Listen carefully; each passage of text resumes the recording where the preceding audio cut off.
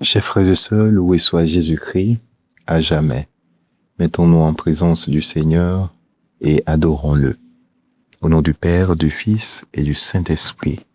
Amen. Cette troisième méditation nous permet de saisir de façon plus précise ce qu'est le pas véritable à faire quand nous nous retrouvons dans des situations de manque de foi, dans des situations où nous oublions parfois même la puissance inestimable, la puissance éternelle de Dieu.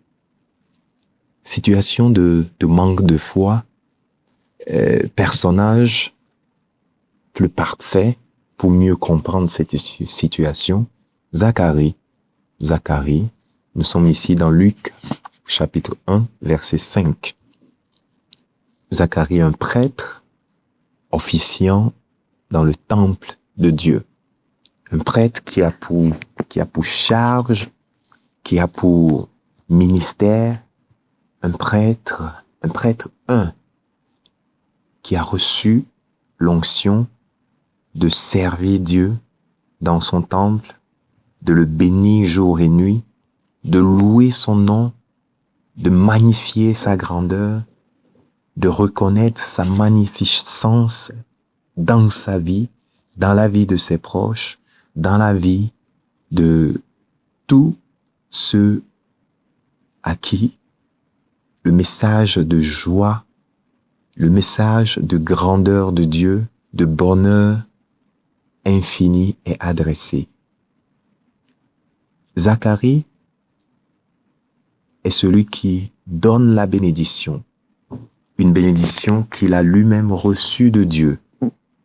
Zacharie, le père de Jean-Baptiste, est béni pour louer le Seigneur Dieu jour et nuit. Mais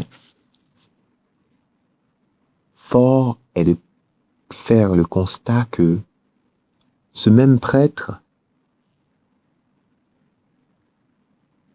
est venu à douter de la grandeur, là même, de celui qui loue jour et nuit. Le constat nous permet de comprendre en profondeur ce qu'est l'homme. Notre situation limitée d'être fait de chair et de sang peut nous amener parfois à douter même de Dieu, à oublier qu'il existe tout simplement. Mais la suite des événements va nous donner un enseignement beaucoup plus particulier. Comment faire quand je suis en situation de sécheresse? Comment revenir à Dieu, revenir au Seigneur quand je me sens perdu dans mes pensées, dans mes agirs? Zacharie, dans Luc, chapitre 1er,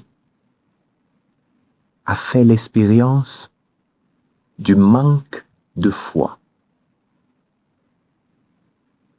Il était prêtre, mais il reçoit un message de l'ange Gabriel et il en vient à douter de ce message-là. Ça peut nous arriver aussi. Ça peut nous arriver en tant qu'humains. Ça peut nous arriver en tant que fils de la lumière vivant dans ce monde, fait parsemé de beaucoup d'embûches, de beaucoup d'épines, de beaucoup de ronces. Alors, quoi faire? La situation de Zacharie nous montre que quand nous sommes en sécheresse, seul l'abandon à la providence divine nous sauve.